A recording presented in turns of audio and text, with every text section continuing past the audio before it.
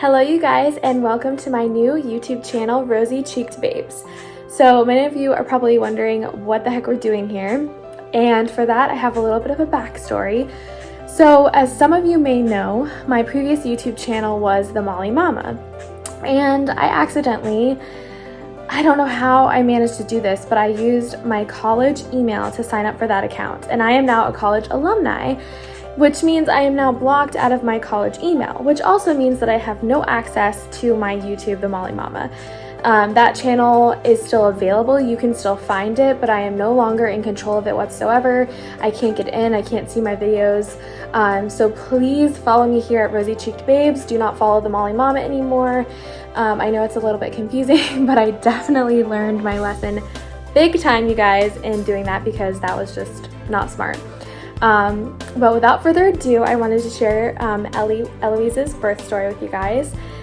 And this video is a long time coming. I've been wanting to share her story for a while, and I'm really excited for you guys to hear about it.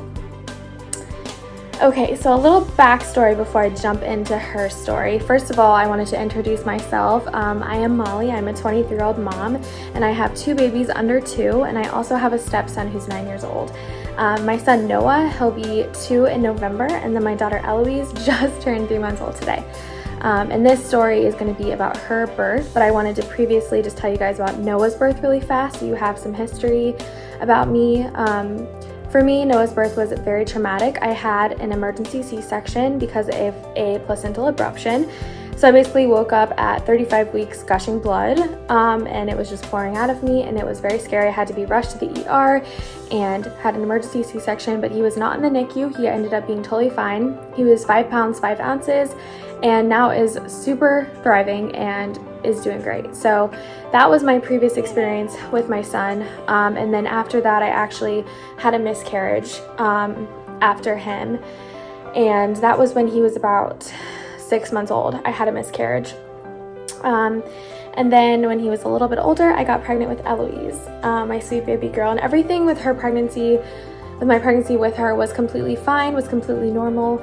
I was really happy with how things were going. I was like, the placenta was in the right place, everything looked fine, and I was really hoping that I was going to be able to do a VBAC, which is a vaginal birth after C-section. So what ended up happening, flash forward to being 33 weeks pregnant, and it was Sunday, April 19th. I woke up at like 12 a.m. with contractions that were about 7 minutes apart, and they were pretty painful, and I just couldn't sleep. I tried, but I just couldn't sleep. And I called my doctor in the morning. He's like, go in, get checked. Since you have history of placental abruption, you never know.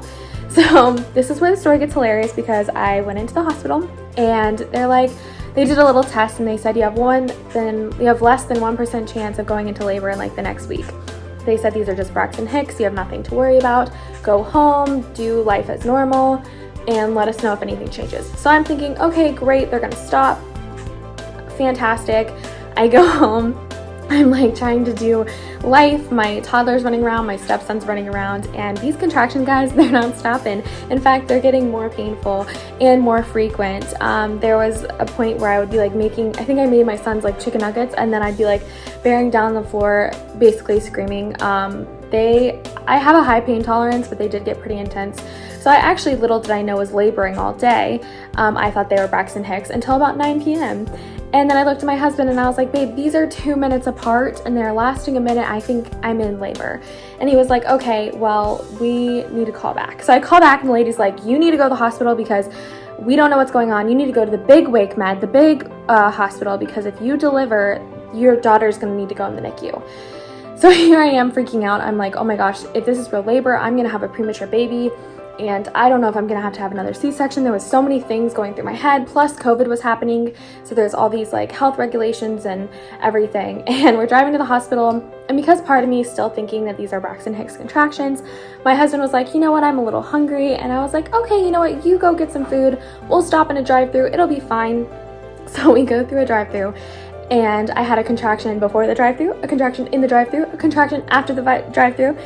And I was like, oh my gosh, like I don't want the drive-thru lady to see me like screaming, because it was hurting so bad.